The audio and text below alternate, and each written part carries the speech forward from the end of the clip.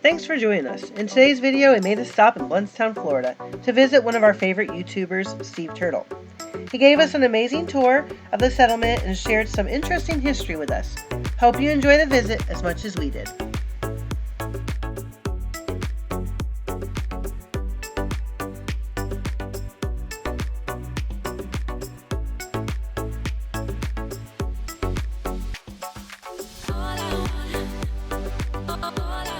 So here's where we're parked for the night at the Panhandle Pioneer Settlement.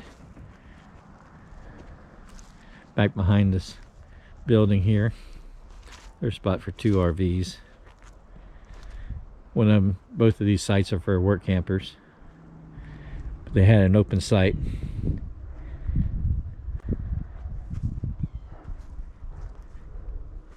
Here's where they store a lot of their stuff. So we're here in Blountstown. Yeah. We're at the Panhandle Pioneer Settlement. Stopped by here to see Steve and Jill Turtle. Steve already pointed out us our camping spot for the night. And now we're going to go check out the settlement that he's working at. He said he's going to show us around a little bit. So yeah, I'm not walking through that cornfield. Well, then how are you going to get there? I'm walking around it. There's snakes in there. Guarantee it. Snakes like that kind of cornfield. I think she's crazy. No, she's not crazy. If y'all agree with me, tell them. Tell them. Just tell them. By the way, Hanks, say yeah. hey. So thanks to Happily Ever Hanks. For the very first time, we actually stopped in a Buc-ee's and we bought some barbecue sandwiches. Brisket. Yeah. Oh, brisket, whatever. Yeah. They were pretty barbecue. good. Yeah. Yeah, they were pretty good. So you guys are the ones who inspired us watching your video the other night. And I really like the beaver nuts. Yeah, Chris loves those. No, they're not called beaver nuts. Yeah, they are. I think they're beaver balls. I think that's what they're called. No. We'll look and see. Wrong answer. We'll take a picture and insert it here. All right, beaver balls. Beaver nuts. Whatever. So Cobbler is leather work. Shoes. Yeah, shoes. That's what I always think of, shoes, but it's more than just shoes then. Willard doesn't like to open this one up to the public that often, but I think it's one of the most unique. So Willard is the owner. Yes. So he's the one that makes the knives and all that stuff over there, and does the syrups. And yeah, he made the knives and had made them for a long time, and then he stopped making the knives, but he found a manufacturer that would make them to his specifications. Oh, okay. So he doesn't make them anymore. Okay, they're I his got you. design, they're his patent, Uh-huh. and he gets them, he gets the sheaths in, and he sells them. Really good quality knives. But this is some of the dentist stuff, the dental stuff that's going in over there. Oh, okay. But this is, I mean, there's just so much unique stuff in here. It's just crazy. I wasn't recording you. Can you tell us again how when you were talking about how you ended up taking the job as caretaker and all that stuff? Oh, they tricked me. That's what they did. They tricked me. No, it was you know, I was a work camper here, and we really loved the place, and it was funny because last year my wife was starting to worry a little bit about COVID and all that good stuff, and she says that's not true. It wasn't about COVID, but either case, she said, I want a piece of property, and she started looking for a piece of property that we'd not call home, but a place we could go if we needed to. Mm-hmm. Even when we got here, we were riding around, we saw a house, and we thought, oh wow, that's cool, that would be that piece of property. And we had certain states that we picked out that we thought we would enjoy to stay at, but we didn't really want a house on it. We just wanted a pole and some septic and electric, you know. But anyway, long story short, we found this place and it didn't work out. And then, you know, we were here as work campers, and then they said, well, would you be interested in being the caretaker? And I'm like, no, we got more traveling to do. We ain't got time for that. And then the wife, she saw the house. She likes old houses. That's a nice house. And she's like, well, I guess we could do it, you know. And So we started talking about it, and I said, well, I still want to be able to go home and visit our kids. I can't just say, I'll be here for sure, forever and ever and ever. So, we told him, said, well, we would do it if, if we could slip away 3 months and get out of here and come back. And he, sure. How are they going to get along without you for 3 months? Well, I don't know. There's a lot of stuff that has to be done around here, or to keep this place running. Yeah, what we're hoping now, he's the backbone of the place. He knows everything about everything. Yeah, of course. He's still active at 82. Like I said, he plows the garden. But hopefully, the next batch of work campers will be able to feel like we've got enough people here that they can get things done. And the good thing is we get back in time to start the main season, because in August they have an ice cream social. I don't know if we'll make it for that, but then the big event, starting the season, is the peanut boil. And when does that start? It starts in September. Okay. And we have a farmer that brings us peanuts and donates. The day of the event, people come out, and we have a band on the Wells, that big cabin, the Wells cabin. We have a band out there, and we'll have the concession stand open, and we'll sell peanuts and concession stand stuff, and people just sit around and listen to music. Very nice. But anyway, so we sort of committed ourselves to doing that, and I don't know, I really enjoy it. It's somebody said if you're having fun doing work, it's really not work, or something like that. Right, That's for true. sure. We have a good time, and nobody's cracking a whip. We're not like you're late, you're fired, or any of that. So, sometimes the commute's a little longer than normal, and we don't make it to the office on time. But we get out there. We normally sit in the office from 8 to 8:30 and talk, and then we come out, we work, and by noon everybody's done, and they go home and come back the next day, or not. What we've worked out for the work campers is they work Tuesday, Thursday, Friday, Saturday, and then Sunday, Monday they're off. Tuesday we have a staff meeting, do a little work. Wednesday they take off, and then we work. But you said the work campers only have to work how much? 24 hours. 24 hours split between the two. Between the two. If there's 12 two, hours. but if there's one, Yeah. it'd be 24 hours for Yes. that one. Yeah. Yes, sir. And they get a free full hookup site to do that. Yep. Full hookup site. And you get to be in Wi-Fi, Florida. Cable, and you're in Florida. Exactly.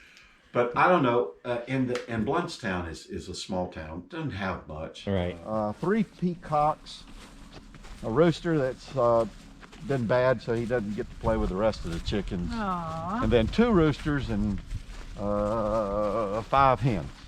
And if you want a pigeon, I'll go in there and get you one. And if they get sick, I just have to eat them. Yeah. Hey girls, how y'all doing? This is Sweetie. Sweetie. She's the sweetie. The rest of them are just mean Yeah. old chickens. Hold on, I'll show you a cabin. So we got a lot of work, like all these garden things, we got to clean them up. Spring's coming. It seems like you don't have enough workers to do all the work that's needed Well, around here. This is the Chasin cabin. It was built in 1820. It's one of the older cabins, And when we have events, like I said, we'll either have somebody sitting out on the porch, knitting or spinning or something, basket weaving, and then sometimes just sitting out on the porch. And then when you go inside, they'll take this book and they'll talk about some of the things in the cabin. So the main thing about not having work campers, you just don't have space for them? Right now, Yeah, not enough sites to put them in. they have 7 hookups. They have 2 30 amps, and the rest are 30-50. Full hookup, sewer and everything. They've never had 7 at one time. Huh. So when I got here, I was talking to the owner, and I said, look, the common theme seems like you need more help. And I said, sort of like, I'll do the caretaker if you let me do the work campers, and I'll get 7 couples in here, and that'll give us 14 good bodies to get some things done. Sure. He's like, do it. So I started, trying to get people here, and we did okay. We have 5 here now. We could put 2 more in, and some of these buildings still are connected with people that are living in the area. Oh, Yeah. cool. So like the Wells cabin, one of the guys that's on the board, it was in his family. There's a girl that the Bailey cabin's next door here. This one right here. She's on the board, and that was in her family. And there's a lady, her name's Rita. This was in her family. Okay. And the only one that we don't have family members here actively is the one way up past the firehouse, and that's the Sexton cabin, 1876. Wow. So there's a doctor's house or doctor's office down here, and we have somebody that comes that's connected to that family. And occasionally, people just show up and go, yeah, my family was, lived in this thing years ago. Oh, wow. And, reminisce, Yeah. talk about stories and stuff like that. But all the buildings were either built here or moved here. None of them existed before, and this is the county park's land, and it's leased to the settlement. Okay. Watch your head. The general store and post office came from Clarksville. Oh, okay. Oh, okay. Yeah, it was the general store. And the kids, they slept upstairs. There's a hole somewhere, yeah? Right Oh, there. yeah. Yeah, it used to be steps up there, and the kids slept up Yikes. there. And then Yeah. back here is if you go this way and that way, boys' room. Once the boys were like 14, 15 years old, they got to leave there and go to their own little space Huh. Oh, because they were older. okay. Is this some of the syrup that y'all made? That I'm not sure about, but this is. The label's not on it. This store was like a blast from the past, and there was some merchandise that was made by local members of the community. We bought some retro jump ropes for our grandkids and some dishcloths that were made by a local member of the community. It was a really cool store to check out.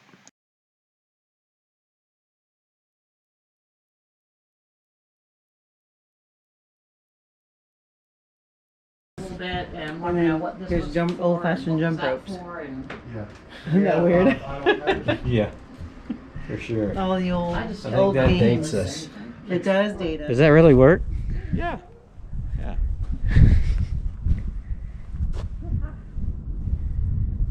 That's cool. Gymnasium. We're all here in two pieces. Huh.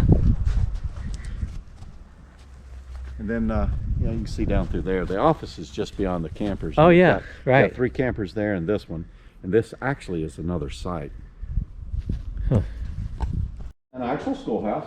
And there are... Cool, huh? this is really cool. Steve's playing with the lights. Yeah, I was trying to figure them out. This was used as a schoolhouse originally, and they had one class here and one class there. I don't know what age group was which. But, Yeah. they had classes on each side. And it's pretty awesome. But for a long time, it was shut down, and they used it as a storage facility. Oh, wow. Until they finally decided, they'd give it to the settlement, and they moved it Yeah. over here. One of the teachers talking, and I was asking her questions, and there were 2 girls sitting here, one there and one back there. Probably, I don't know, 8 years old, maybe, somewhere around there. And I asked her if they were her children, and she goes, no. She said, they've been here all day. And little girl, and I said, well, why have they been here? And the girl looks at me and she goes, looks at her sister and says, why have we been here? Oh, and of course, the very last one. Turtle. Yeah. Of course, it has to be a turtle. But we have a school teacher that comes by. She dresses period appropriate and talks to the children about things, and they have little crafts that they do Yeah. when we have field trips and all that good stuff. But Very nice. it's very interesting. They're not exactly sure of the date of the cabin, Yeah. but It says up there 1874. I don't know if that's. I'm not sure. The Shiloh classes, this picture is next to the school, and they say that is 1897. And they make, I think in this verbiage, it says, obviously the school's not new. So we don't know exactly when it was built. but prior to 1897. And then we have, like when we had this last event, it was very cold, so they'll start all the fires in all the cabins, and it's really, Oh, that's cool. neat yeah. to see all these cabins, the smoke's coming out of them. And, Well, who goes around and fills all? Keeps all the wood, keep the. We're campers. Yeah. Philip is real good. He and I have been here the longest, so we sort of we take charge, you know, and we'll go around. We got a firewood bin over here.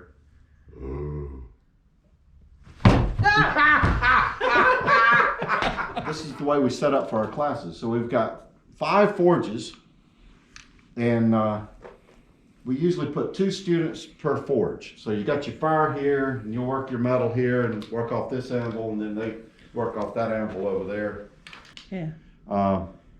But everybody, starts off with making nails, and Making nails? nails. Oh, okay. It's a quick and easy project for a beginner. It gives them a chance to heat metal and burn it and bang on it. But small nails all the way to the bigger nails.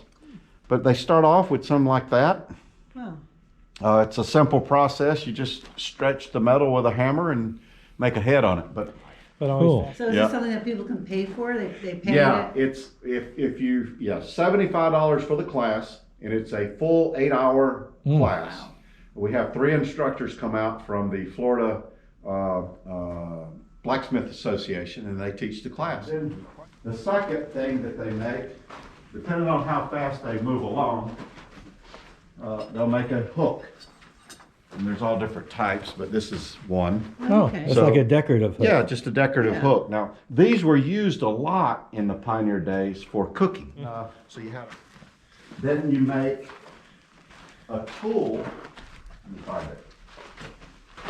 The third project you make is a tool. Let me find it. Now I'm gonna find it. Here, there it is. Used to punch on this side and to cut on this side. So that's, some of the procedures you'd use in blacksmithing. So if you needed to make a hole in metal, you heat your metal, do that, you smack it, it makes a hole. Okay. And then if you wanted to split it, you do that, you just go along and split your metal. Nice. And then you make your tongs. Cool. And that is it took me all day. So thank you very much, Steve, for your hospitality, for the tour. We had a great time with you. We're so glad we stopped by. And hope to see you on the road soon.